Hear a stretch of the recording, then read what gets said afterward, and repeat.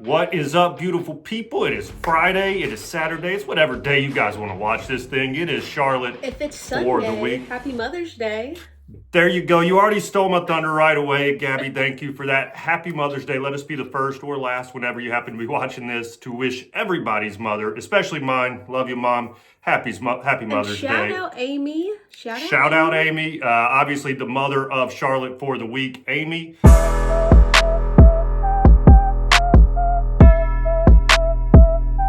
as you can see and already hear, she is not on the episode this week, a little scheduling conflicts. So we bring in producer Gabby. Give up a round of applause for Gabby for jumping in. Appreciate that. But yeah, like I said, happy Mother's Day to everybody. Hope everybody's able to enjoy the day. Hopefully you're able to enjoy it after a Charlotte FC victory on Saturday night. More on that to come later. But yeah, we'll jump right in. Obviously, it's kind of par for the course this week. Recap to start. New England won. Charlotte nil. I tried to reverse the curse last week and actually picked New England. First time I've ever picked somebody other than Charlotte to win. And wouldn't you know it, it was the exact score I picked, unfortunately. So I'll take the bonk on that, I guess, at the end of the day. Obviously, this is now 4 straight losses for the Crown, right? Not great. Third in league play overall. Charlotte now is 1-1-4. That's 1 win, 1 draw, 4 losses on the road so far this season. Now they are coming back home this week where they are 3-1-1 at home. So that home versus road that we talked about a lot last year has continued into this season, right? Just cannot seem to get it on the road. I will say they looked much better in this game, in my opinion, than they have in the last couple, especially that first 35 minutes to 40 minutes. We've been really slow starters in the first half this season and kind of picked it up in the second half. They looked good in the first half, in my opinion. They were rarely called offside or called, out of position on the defensive side, in my opinion. They had a couple of really good chances. Toklamati hit the crossbar once in the first half. Thought Gianni played really well. He got the start. He's been kind of up and down all season, and I thought he had one of his better games overall defensively. Second half turned a lot more into the pillow fight that I predicted last week. We started to slow down and the chances started to dwindle a little bit. Had some late subs at the end there with Dean. He didn't bring him in the 60th. It was more like the 80th that he brought the subs in. And to be honest, they didn't have much of an impact on anything. Felt like this game was destined to be a 0-0 draw. That's where it seemed like it was going the whole time. But wouldn't you know it, 95th minute comes along and New England gets the penalty kick to win the game. Very controversial penalty kick as well, by the way. It did not, they called it a handball in the box. It definitely did not hit Westwood, who I think they actually called it on. Now, it did hit Morrison Ajamong's arm as he's sliding to make the stop. It could have gone either way. It is what it is. At the end of the day, it counted, and it was a goal, so it was a 1-0 victory for New England, leaving Charlotte, again, on the wrong side of the scoreline. And so I really just got to pass it over to you now, Gabby, and kind of get your thoughts. Like, I don't know what to do differently. I'm not superstitious. I am a little stitious, and I feel like I figured out the routine last year to help us get victories with some of my traditions that I like. What's going on? What do I need to change from a vibe perspective for us to get a little bit more traction on the season? Because I can't quite Yeah. figure it out. Well, first of all, how humble of you to take the blame of Charlotte FC's It couldn't losses. be anybody else's fault but mine. So yes, definitely my fault. Yes. No, how humble of it is of you to put the blame on you. I do appreciate that. No, but I mean, so the hat you're wearing now, is that not your, like, that's your game day hat, correct? This is the gamer hat. Yes. So I try to look into the camera without you guys, breaking your lens or anything too bad. But yeah, this is the gamer hat. You can see it's got a little bit of wear in it. I wear it to every single Charlotte FC game. So yes, that is true. Maybe, maybe we can start there with a hat change. Maybe we need to, yeah, maybe it's get in. Well, we can find a different hat. We Yeah, I don't have to probably go need a hat right now. hatless. We'll keep it on for now for everybody else. But yeah, little hat hair going on. No, but maybe we can get a different hat. Maybe it's not forward. We gotta flip it around. Maybe we gotta backwards hat Rally it cap? up. Okay, Rally different cap. hat and rally cap, or just same cap backwards? I think both to be safe. Okay, I got the perfect backwards hat, honestly. Like, I look so cool in the Okay. other hat that I'll wear, but I never get to wear it to the games. So I don't think that's a bad idea. Anything else we got? Okay. In addition to that, I'm thinking, I don't know, maybe it's just the lack of jello shots we've had before these games. I Good think point. that has a lot to do with it. You, We have not been home. yeah, We no home have games mean no Jello shots mean no dubs. You might be right. all I'm saying is that could potentially point to it. Um, and maybe just from a Charlotte FC fandom standpoint, so not necessarily you, but our fan base as a whole. Even like earlier, I was scrolling and looking at like some comments on like a recent Charlotte post, and I'm like, damn, like like the fans are just down. Like the energy is not up. We as a Charlotte FC fan base are like really down in the dumps, and it like but publicly down in the dumps, not just like to the point where we're like we know in our heads like we're not in the best place. Like we outwardly are like, let's go ahead and give this player away for free. They're Yeah, trash. you're not So wrong. You're not wrong. I The would vibes. say, as much as it is could be, you need to have a vibe check and change some things up. I think our whole fan base is just off right now. I do. Okay, that's fair. I think you're exactly right. And I mean, you read the comments after the game, especially this past one against New England. Again, I didn't think we played so poor. Sometimes you just happen to lose games, right? And that's what seemed to Yeah. happen in this one. And but it seemed like fire Dean, fire Zoran, blah blah blah Yeah. sucks. Like, yeah, I saw the same They're thing, like, and yeah. give Tiger Smalls away. Well, that's fair. They can give him away, to be fair. Sorry, Tiger. But at the end of the day, like, yeah, you're not wrong. And I guess to put it in perspective, it was much later in the season last year where we were still, you and I were doing the show. I think we were sitting in like Yeah. 11th place or maybe even 12th place in the standings last year. Mm-hmm. Obviously, went on that 9-game win streak just to jump us back up. Guys, it's still Yeah. early in the season. We have Yes. time It to is figure it only out. May 5th. It's only Cinco de Mayo. I mean, we Oh literally yeah, have all yeah. the way Happy till holidays, by November. the way. Meant to say that as well. That's another good reason to bring you on, have some representation, right? But no, it was just, yeah. Like I said, vibes are down right now. I mean, I'm frustrated. Don't get me wrong. I am frustrated with how Yeah. things are going. I think we all are. But you are correct. We owe it to the team, in my opinion, and they're out there giving it their all at the end of the day. Like Mm-hmm. let's keep Yeah. the vibes up. When we get to back home this week, we need to be in there same energy we had I on that nine know. game win streak, right? So I do agree with you on that. Vibes could be a little bit higher. It is tough when we're losing games. It's just it's a helpless Yeah. feeling, and so I do get it. But hey, guys, pump up the crowd a little bit, pump up the team a little bit. We're still in this thing. There's still a long way to go. So listen, we had an improvement last week from the overall performance. Going into this week again, coming back home where we are 3-1-1. We have the most points in the entire Eastern Conference since we started as a team. Uh, you know, as Damn. far as home games, right? And so coming back home, that's going to be a big deal for us. So yeah, bring the vibes to the bank just like you normally do. And yeah, let's cut that negativity down a little bit. I don't disagree. So good points. And then, like we say, on to the next one. And then right into our next section. Of course, it is always news for the week. And Gabby, I think we just talked about all the high vibes, but we are going to maybe bring it back down a little bit right now. What do you have on the injury front for Yeah. Charlotte?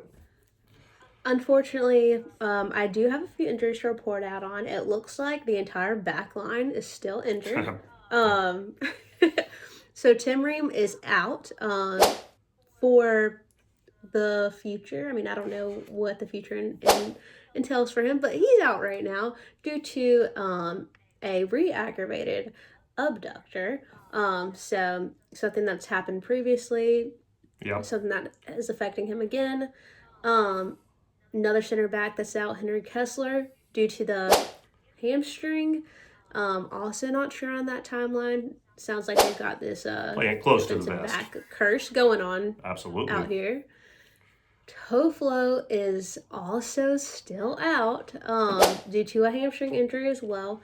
However, his is a bit more severe, and we're not looking like he's going to come back until post World Cup and after all of the extravagancies, or that's not a word. It sounded good. If you'd have stuck with it, I'd have gone with it. I like that word. We're making it a word. Extravagancies of the World Cup. Yes.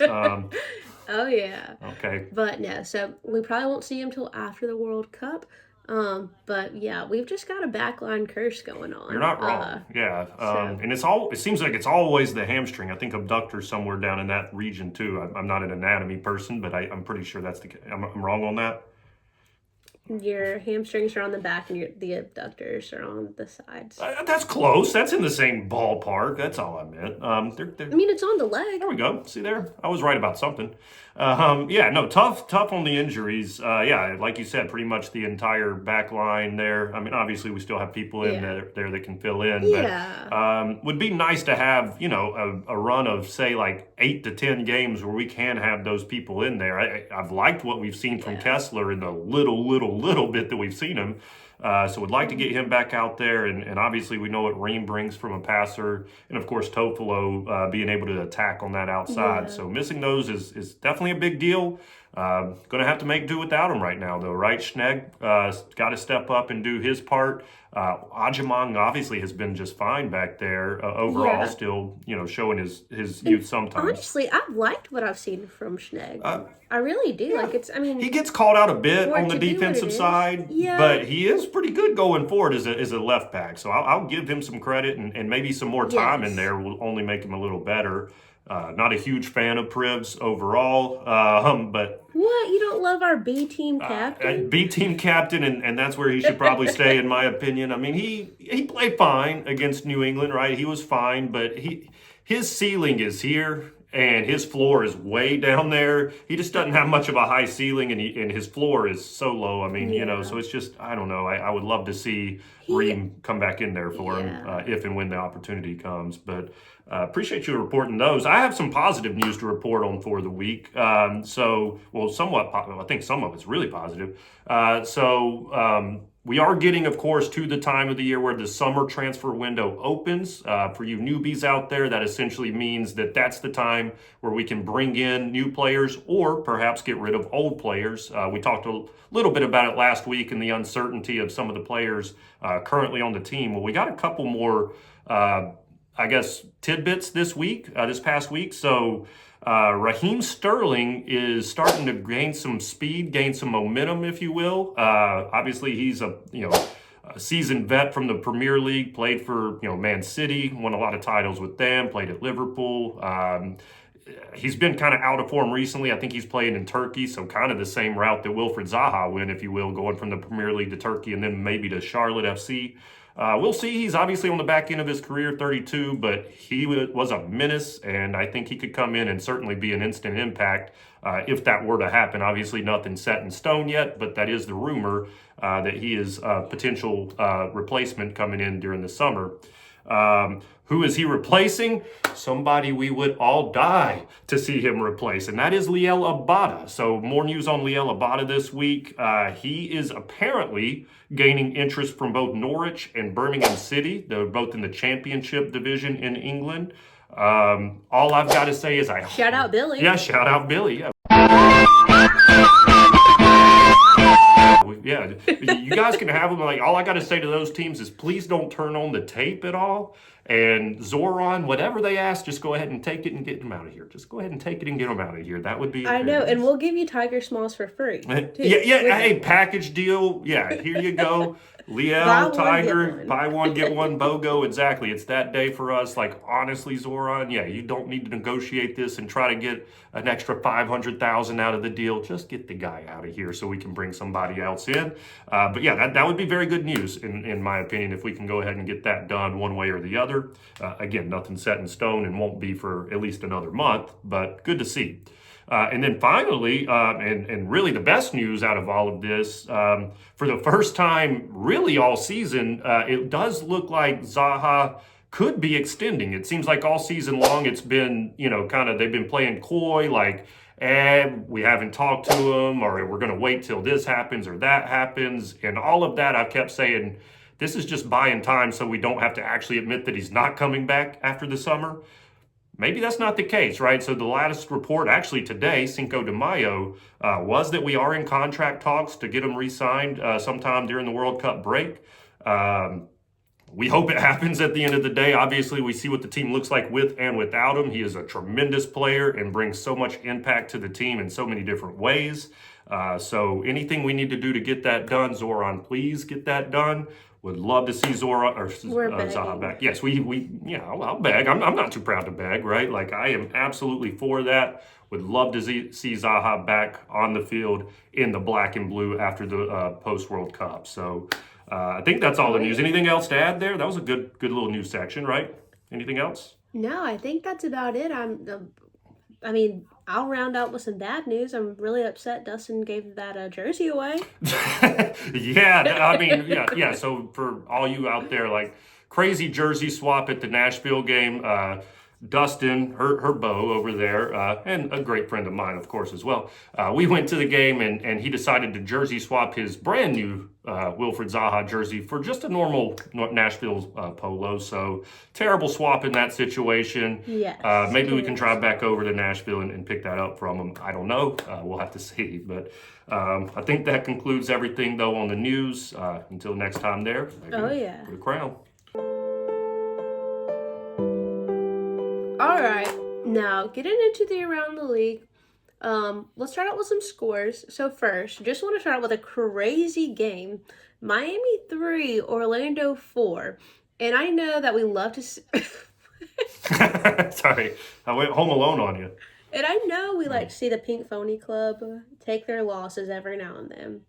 But this one was crazier because Orlando was down 3-0 in this game. And then Martin Ojeda comes in with a hat trick, helping Orlando win this game over. So crazy game. I know we watched the highlights at the Mateers, but it really was crazy. I mean, they're down 3-0 down. I mean, you don't see, you probably see that once. Yeah. I'd argue once, maybe twice a decade. You know what I mean? At least, maybe more than that, but it doesn't seem like it. So it is wild to see. Yeah. Especially against a team like Miami. We need some of that energy. Whatever they've got going on over there, we need a little bit of that over here. I'm not going to lie. But those goals would be nice. They've dried up quite a bit. Yes. Oh, yeah. And then a little down south to our neighbors in Georgia, Atlanta 3, Montreal 1. And this is Atlanta's third straight victory in all competitions. So don't really like to see them succeed. But from what we were talking about on Tuesday when they were here for the U.S. Open Cup, I mean, they've somewhat been on the up and up, and their version of their Abada. I mean, they've got a guy that's, being paid millions and millions, but they do have some rising stars that are really Latte Loft is the guy, like he did score in that game I saw as well, so maybe he's starting to get it going, and maybe they're starting to get it going. I don't know. We hope not. Right? No, I definitely hope not. But at the same time, hey, got to report the news, and they've been doing much better. So give them a little credit. I'm not going to shout them out, but give them a little bit more credit. That's just all. Something that we should keep our eye on for sure. Because we play them another 2 times this season, so just something we need to be looking at. They're getting a little too close for comfort in the standings too. We'll get to those here in a second. But yes, I agree. They're climbing up there, and we haven't been doing much, so we want to keep them at bay. Oh yeah, and then Philadelphia and Nashville tying 0-0 last weekend. Crazy because we saw how aggressively Nashville played when we were there the other weekend. So crazy to see Philadelphia hold their own against them. So another crazy game. And then this week, Nashville travels to Tigris for the CONCACAF semifinals. Today, actually. They play today. So Cinco de Mayo. I think that had a lot to do with Absolutely. Yeah, we'll get it in there and see how they do. I think they're down 1-0 in that tie. Obviously, a big game for them. And I think that's part of what has happened, or what happened is specifically in that game, right? I mean, they rotated the side a lot. I mean, they've just been traveling like crazy. I mean, they're not just Yeah. going from Nashville to Charlotte and back, right? I mean, they're going from Nashville to Philadelphia, back to Nashville, down to Mexico, and now back. So they just have Oh a yeah. lot of travel going on right now, and tough to manage, I'm sure, for their manager over there. But yeah, Oh got yeah. away with a point on the road against Philadelphia, so I guess they'll take it. But we like Yeah. that as well. That means Nashville dropped points, and that's a good thing for us. A couple other scores for you guys as well. Chicago 2, Cincinnati, our opponent this week, 3. Cincinnati. So last year, if you guys remember, probably not, but I'll remind you a little bit. Cincinnati was the king of 1-0 victories. They just kept etching them out, one after the other, 1-0, 1-0, 1-0. This season, they are quite the opposite of that. They have scored the most goals in the East at 22 goals. They've given up the second most goals in the East at 25. I mean, they are just running track meets all of a sudden. All of their goals have 4 or 5 games on them. Keep that in mind if you are going to, put a little money on the game, perhaps. Might be worth mentioning or remembering. But again, that was Chicago 2, Cincinnati 3. New York Red Bull 0-0, zilch. Dallas, or FC Dallas, 2. New York Red Bull, remember, they started the season so well with all those youngsters. They won their first 2 games. I know. Had kids that were 16, 17-year-olds in there, getting goals. Well, they've started to eat some humble pie after that quick start. They have now, they're now winless in their last 6 MLS games and have dropped all the way down to, I think, around 11th, 12th. We'll get to standings in a second. But yeah, definitely started out hot and have just dropped really back to the pack as we probably thought they would with all those young players. Was And this the same thing game to where we had this was the team we that beat was the now? yeah 6. That was our 6th game. That was exactly that one. And so and they haven't done much since then neither. So Neither yeah, they've have just we. been. Yeah, neither have we, so maybe we see why. But in any case, yeah, 0-2 there. And then they're brothers to, well, I don't know if it's the East or West, but They're I guess they share the brothers. same city there. New York City FC, NYCFC, if you will. They lose as well to DC. 0-2. Again, that was 0 for NYCFC, 2 for DC. Sorry, I said that weird. But now, speaking of New York Red Bull not winning in 6, New York City FC, they haven't won in 7 straight games at this point. So both of the NYC teams are just taking a nosedive recently. Curious to see what's going on there. They should be a pretty good team. I could expect that from the Red Bull and all of the youth that they have, but NYCFC for that is kind of, I don't want to say inexcusable, but it is a little bit of a head scratcher. They are, typically a pretty solid team, but can't Yeah. say I hate it. Love to see them dropping points because that only helps Charlotte at the end of the day. Oh So, yeah.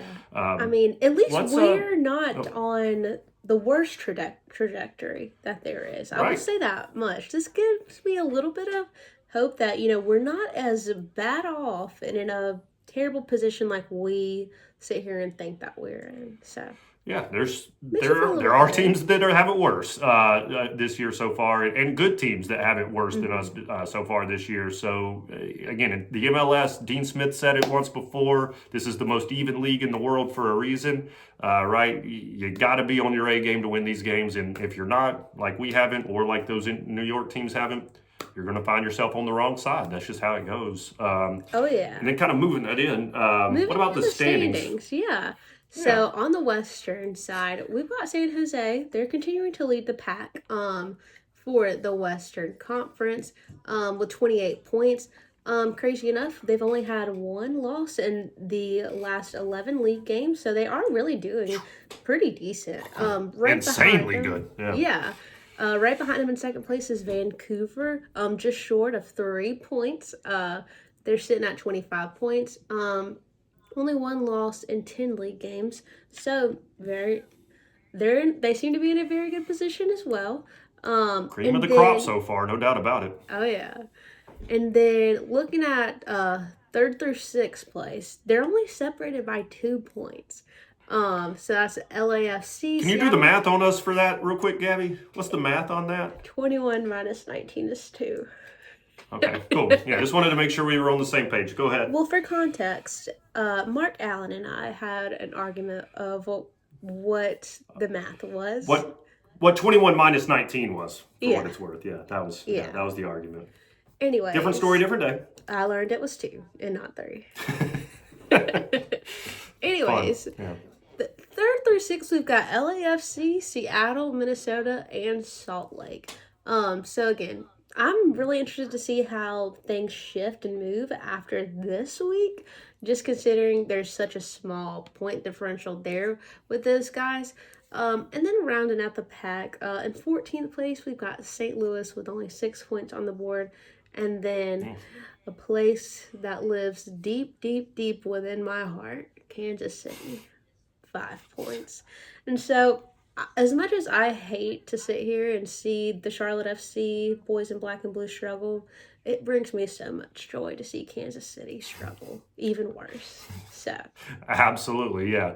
And we know why. Yeah, exactly. So, yeah, they've stunk all year. They stunk last year, and they're going to continue to stink the rest of this year, it seems. I mean, maybe they'll turn it around, but certainly doesn't seem that way. Yeah, only 1 win on the season so far. Oof, tough. Well, moving over to the East, the one we care the most about. But to be fair, real quick, the Western, got to shout them out. They have been the better conference so far this season. The points kind of show you that. Last year, of course, the East was much more dominant than the West, but the West has turned it around and done quite well this year. But obviously, that kind of helps us with how we started as well. But again, jumping into the East with the loss against New England, that drops us all the way down to 7th, right there in the middle of the pack. Don't love to see that. 14 points so far on the season. Nashville continued to lead. They have a 4-point cushion over second. They're at 23 points. New England with the win over us goes to second place. Who would have thought? Not a team that many picked to be at second place at this point, to be fair, but there they are. Tied with Miami, actually, with 19 points. Everybody kind of expected Miami to be up there, but nobody really was thinking New England, so shout them out, I guess. Second place for both of those at 19. And you were kind of mentioning the 3 through 6 spots in the West. Well, kind of the same can be said for the 5 through 8 spots in the East. So only separated by 1 point are those teams. Of course, Charlotte's a part of that group, but it's DC United. Hate to see them in front of us right now. Boo. But DC United, Cincinnati, of course, Charlotte, and then Toronto, all separated by 1 point. And then same thing for spots 9 through 11. All are tied at 12 points, right? So a very clustered teams there. That's, again, both of the New York teams, NYCFC, Red Bull New York. We just mentioned them a second ago. And then that is also, definitely have the wrong team there. Don't know who that is. Oh, Columbus. I just had that wrong. Yeah, that is Columbus. Thought I said Colorado for a second. I was like, I don't think they're in the East. But yeah, all 3 of those teams tied at 12 points. Not very far behind the teams I just mentioned. So it's a pretty good cluster right there. Good time for Charlotte to get a couple wins and hopefully separate them from that pack. I think that's all we have for that section. Anything else, any tidbits or math equations that you want to do before we close it out on this section? I will say, and to close us out, with us going against New England last weekend, makes me feel a little bit better that we were able to hold our own and they're sitting in second. I mean, did we play the best? No. Did we play the worst? No. But like you said, could have been a tie game, right? Should have been. Really should have been, but was not, as it turned out. But yeah, I think I'm happy. I mean, for us to be where we're at, I think this is... and coming home for a bunch of home games in a row. Yes. So now it's time to make that hay, as they say. And we'll get into that section here in a second. But after this commercial break from our boy Vargas here, I guess. All right, and now for the one that started it all, right, the section that we started this whole thing with, it is the match day preview. Big matchup again this week. It is Charlotte, your crown, sitting in 7th place, as we just mentioned, with 14 points, hosting Cincinnati, the fake Queen City. So this will be the battle for the Queen City, so to speak. Cincinnati sits in 6th place, one ahead of us at 15 points, just 1 point ahead of us. Oddly enough, this is already the 4th game this season that Charlotte has played with the team directly in front of them. So we've done it 3 other times so far. In those 3 games, we've won one, we've tied one, and we've lost one. So this will be kind of the tiebreaker game, I guess you would say, for that. Just kind of an oddity in how the scheduling and standings worked. But yeah, so again, Charlotte versus Cincinnati this week. Cincinnati's a great team. They're coached by Pat Noonan. This is his 5th season at the club. Actually, Pat Noonan, a couple tidbits on him. He did win the Supporters Shield and Coach of the Year in 2023 with Cincinnati, of course. Played his entire career in the MLS, so knows it back and front. Actually also made 1 appearance for the U.S. men's national team, so shout him out for that. Cincinnati, when you think of them right now, last year it was all defense, defense, defense. Somehow in just 1 season, he has turned that to firepower, offense, offense, offense, right? That is what you think about so far this season with Cincinnati. Just mentioned it, right? They lead the league in goals with 22 so far this season, but also have given up the 2nd most goals this season in the Eastern Conference at 25. So it is a track meet, I guess you would say, when you play this particular team. They're led by 2 players, right? Kevin Denke, who has 6 goals so far this year, and Evander. Anytime you have one name, you know you're good at soccer. He's got 5 goals so far this year. So yeah, that is where they're at. They've played, well, very even split. They played 5 games with both of those players and 5 games without both of those players. So it was easy math to figure this out. When both of those players are on the field together, Cincinnati averages 2.6 goals per game. When they're not both on the field, they average 1 goal per game. So essentially 250%, actually 260% better when both of them are on the field at the same time. Huge output. Maybe we're just praying they're not both on the field this week. That'd be great. But obviously I'm not in control of that. So I'm assuming they'll both be out there this week. We'll see. Also, much different formation than what we're typically seeing in the MLS. They're one of the very few teams we see that run a 3-5-2 formation. That means 3 at the back with 5 midfielders. Really, it's more 3 midfielders and wing backs on the side there, and then that 2 at the top. So they've ran that pretty much exclusively for the last 2 years under Noonan, so I assume that's what we'll see again this week. The way that they like to play, they're gonna hit the ball long. They're 3rd in the league in long balls hit. They're going to try to get into the box, and then they're going to make their magic there. They actually have the most penalty kicks so far this season at 4, and they've converted them all, right? So they like to get into the box, get fouls, and make the PK at the end of the day, right? And again, a lot of that is from Evander and his creativeness. He is a player that absolutely scares me, especially after watching Nashville play against us a couple weeks ago, right? They had those players that could make those individual movements, kind of just get around the defender. So like that is exactly what this guy can do. So the absolute most important thing that we can do is stick to him very, very closely. They've also faced the 2nd most shots in the league, which probably goes as no surprise when they've given up the most goals, or 2nd most, right? So again, I expect it to be a track meet. Really and truly, my keys to the game for this is, well, it is Evander, right, at the end of the day. I think this is a game that Brant Bronico does start. His skill set absolutely matches. We play Brant Bronico the same way that we play with Brant Bronico the same way that we played against Lionel Messi and Bronico, right? Just put Bronico on Evander, let him pretty much match up with him the whole game, stay on him like white on rice. I think that is a very important matchup. If we can neutralize him in the midfield and not letting him turn as much, to me, we can then turn them over and we can get balls into the box and score on this team. That is obvious based on the stats so far this season. So really and truly, it's just a matter of that one-on-one matchup, Brant Bronico versus Evander.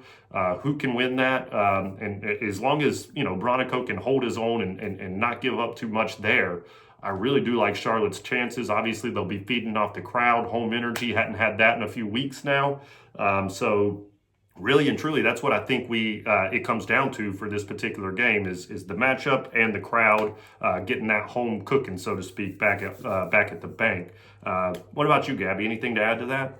Yeah, no, I agree with you there on we're back at the bank, so I think that is going to be a big key to our success this weekend, because we are going to succeed. Not going to predict that we're going to lose like Mark.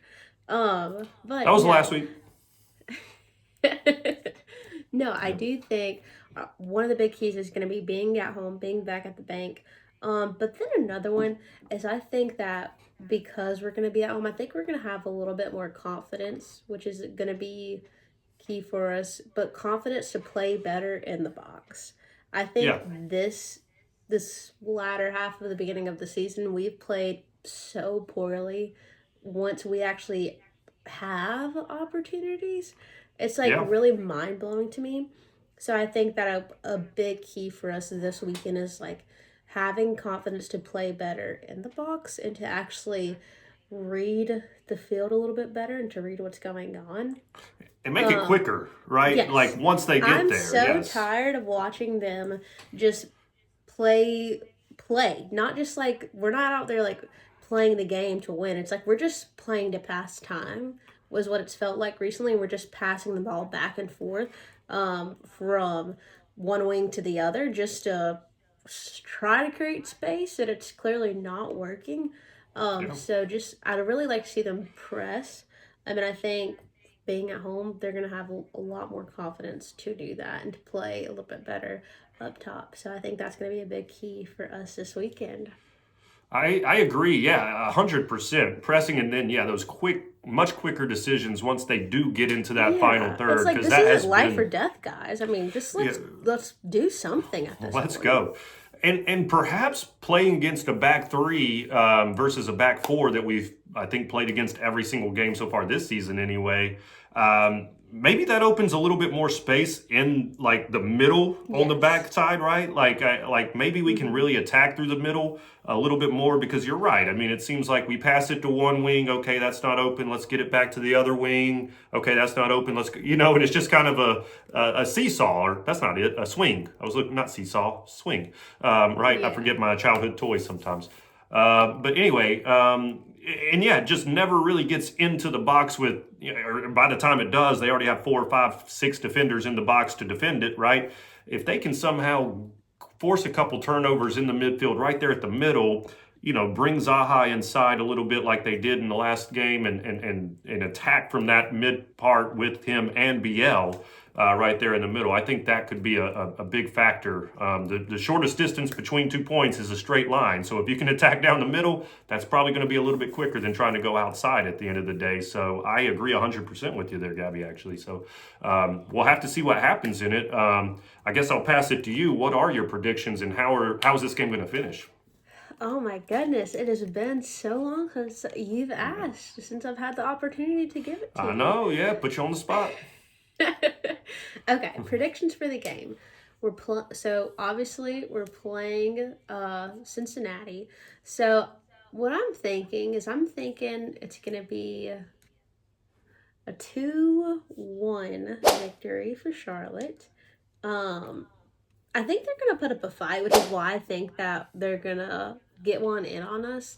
But hopefully, hoping and praying that we see an epic second half goal within like the first minute of the second half. I very much miss those goals.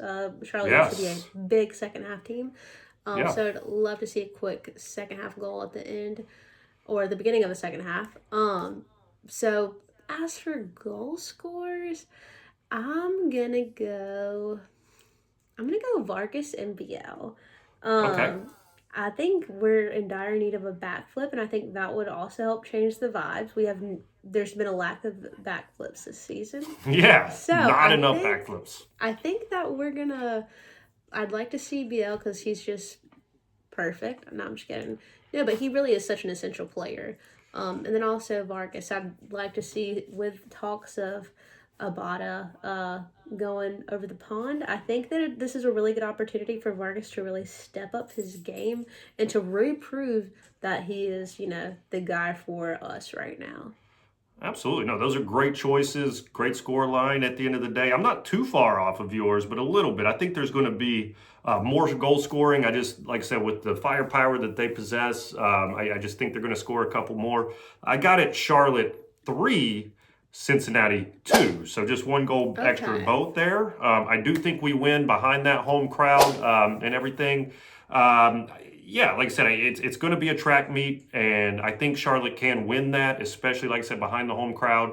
Absolutely agree with you on the Pep BL. It's been a couple games for him, only one or two. He scored in the Nashville game, and then Yeah, he hadn't scored in Atlanta. Didn't score obviously in the New England. So anytime he goes 2 games without scoring, he's probably he's gotta scoring in come that back for third. one. Oh, Exactly. yeah. So I do have Pep BL certainly for one. Love Vargas. I think he's a very important piece in this game, running the wing against those wing backs. But I don't think it's him that scores this week. He may provide the assist. The assist to the first MLS goal for one, Rodolfo Aloco. That is the player that I think scores this week for us. Okay. We've seen him on the pitch 3 games now. He's clearly the fastest player out there. It seems like when he's out there running. And this is a game, like I said, if it's a track meet, I want to pick the guy that's running faster than everybody, and it seems like it's going to be him. So I think Rodolfo Aloco gets his first goal of the season, first goal, of his. Well, no, he did score in the Open Cup against Independence, but first league goal of his career, Rodolfo Aloco. And the third, Amy. Shout out Amy. Happy Mother's Day. I am picking Archie Goodwin for you. I do think this is a game that I don't know if he starts. I don't. I think they'll probably go with Edon at the top like they normally do. But I think this is a game that really suits Archie Goodwin's style. Obviously, he is an out-and-out striker. He is there to poach and score and run in behind. So, again, if we're talking track meet, give me a Loco, give me Goodwin running in behind those two. And, again, you always just have to go Pep because he is the Majorcan magician after all. That is the prediction. So we both have victories this week. That's great. Anything else to add before we close this thing out? No, I mean, I'm just excited to see what happens this weekend back at the bank. Mother's Day weekend. So just excited to see what happens. I think this is going to be a really good start to something. Yeah, it's going to be a good start to something good for us being back Good at start to home. something good. Couldn't have said it better myself, Gabby. That was excellent. But yeah, you did say it best, though. Happy Mother's Day once again to all of those out there. Love and kiss and hug your mothers this weekend. They do so much for you. I know mine does so much for me. Shout out Marilyn Amick. Love you, Mom. I think that's it. Yeah, so we'll go ahead and put a crown on this as we always do. Like and subscribe if you hadn't already. I really do appreciate it. They help a lot at the end of the day. So would appreciate any likes and subscribes. That's it for the week. As always, for the crown.